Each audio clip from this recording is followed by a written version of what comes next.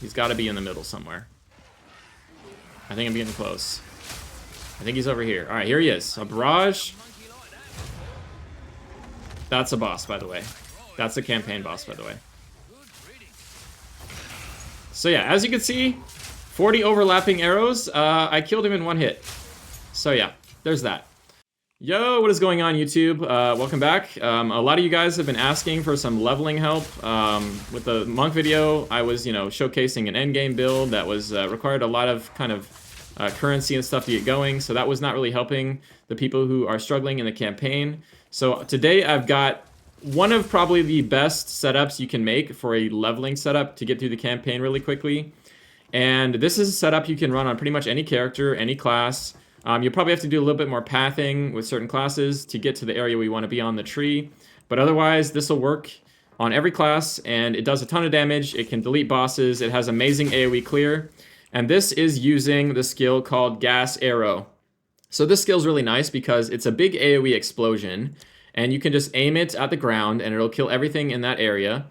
And this can overlap, so it can shotgun enemies, which means multiple of the explosions can trigger at the same time on the same enemy. And this is really good because this allows you to get a lot more damage than a lot of other skills at this point in the campaign can get. And the way that we get so many explosions to overlap is we're scaling the amount of arrows that we have. And we're doing that by using stuff like this weapon right here. This weapon right here is giving an additional 5 arrows.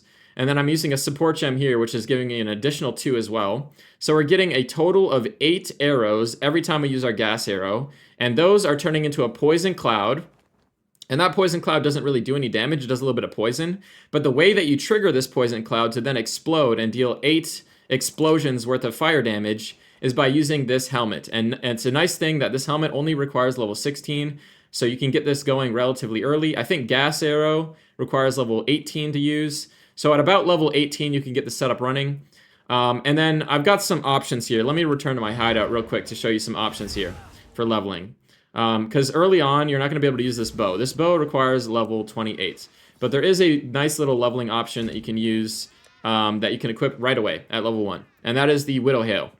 So I have some quivers here that range in levels. They go up in levels. And these are some decent quivers I found for relatively cheap.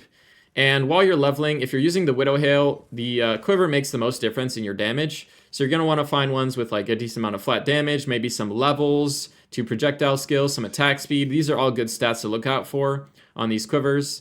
And that's going to be a really good setup for using Widow Hail. But at level 28, I'm pretty sure I've tested it now on the boss. I killed the boss a lot faster using the Death's Harp over the Widow Hail. So at about level 28, you're going to want to swap to this if you have one. And this is giving us those 8 arrows overlapping explosions. So that is kind of the bow setup that we're going to go for. And then once you get this Death's Harp, the quality of the quiver matters a little bit less.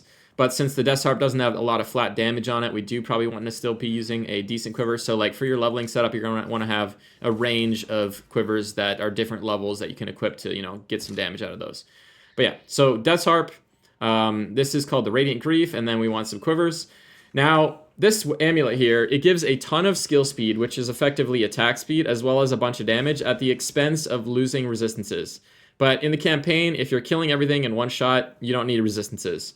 And honestly, the damage in the campaign is not that high because a lot of enemies, the game is balanced around new players starting out, going through the campaign. This is like a twink leveling build, so we're going to be able to get a lot more resistances from things like runes that people are not going to have access to when they're first starting out. So I've got like +5 all elemental resistance runes on pretty much all my gear. And that's helping to compensate for the downside of this amulet. But this amulet is just giving us so much damage that ends up being worth it. And it's just speeding up our run through the campaign a whole lot.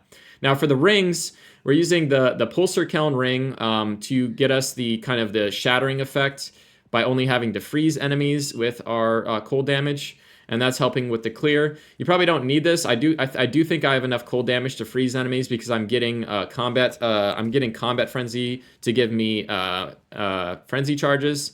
So I know for a fact that I'm actually freezing enemies. But this will make the clear a little bit more consistent if you're lacking some cold damage. So to get that cold damage, to allow that to happen, we put flat cold damage here on the weapon. And then I'm using these really nice gloves here that give you magnitude of chill. as well as freeze buildup and some flat cold damage. This will help you make that even more consistent. And I'm able to freeze bosses pretty quickly here with this build, and also, you know, shatter packs of enemies with Herald of Ice. So really nice. So this ring, maybe you don't need this with as much cold damage as I have, but it's just a good leveling ring. It gives you cold damage, cold res, some mana and strength. So even if you're not really needing that unique effect at the bottom, it's still a pretty good leveling ring, and you can equip it as early as level 12. And then next up, we're using a Crackle Keep.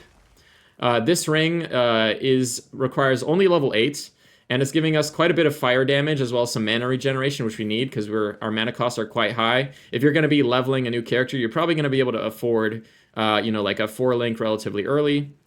So this 4-socketed gas arrow here has a pretty steep mana cost, and this mana regen is going to help with that. But really what's helping the most is actually the mana on kill here on the bow. Once I put this bow on, mana was no longer an issue at all while running through maps. I was getting all my, or running through the you know, campaign zones. I was getting all my mana back instantly when killing stuff.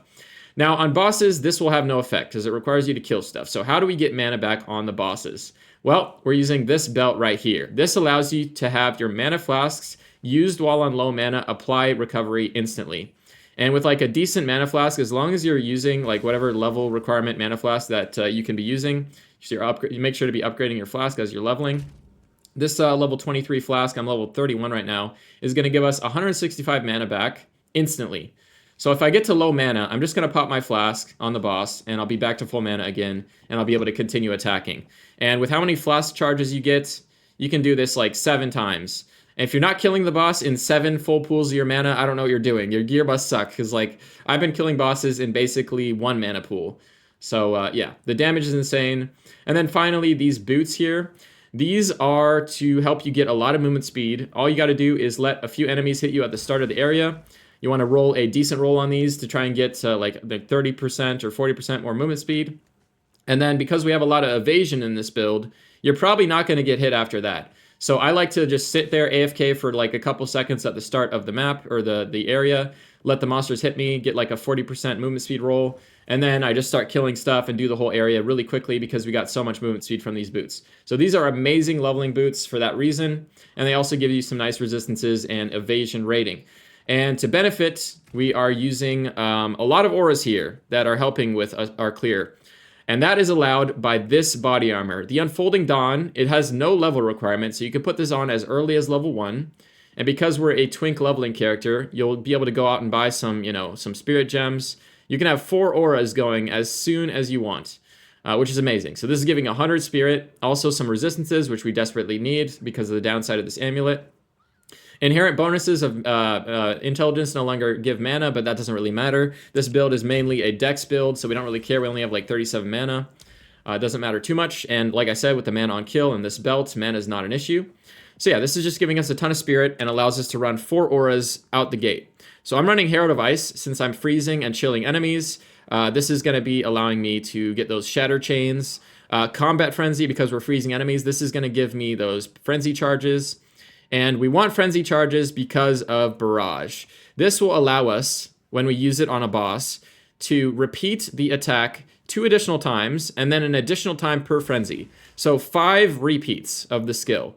And because, like I said, this gas arrow is shooting 8 arrows, we're getting effectively on a boss, we're getting 40 explosions all at once on the boss when you use your Barrage. And with the perpetual charge here, there is a chance to not consume charges, and then you can get 240 explosion gas arrows in a row on a boss, which will pretty much kill them in just like two barrage attacks. So that's amazing. One option you can go for, which is a little tricky, I don't actually have the right pair here, but if you want to go for more of a cold setup that does more cold damage and freezes the bosses quicker, you can get some of these blue flame bracers, but keep in mind, the interesting thing about these is they convert 100% of fire damage to cold, so your helmet will no longer be able to ignite enemies. So you actually want to get some that are corrupted, that have less than 100%. Like you can get some with like 90% of fire damage converted to cold, and that'll basically give you a lot more cold damage, be able to freeze bosses really fast, but you'll have still no downside of being able to trigger your explosion because you'll still be able to ignite enemies. So look for some with like 90% fire damage converted to cold, and those you can equip as soon as you get to level 33. And I guess they're going to be, yeah, they're probably going to be better than the Grip of Winter at that point. So that's something to swap into. That's an option.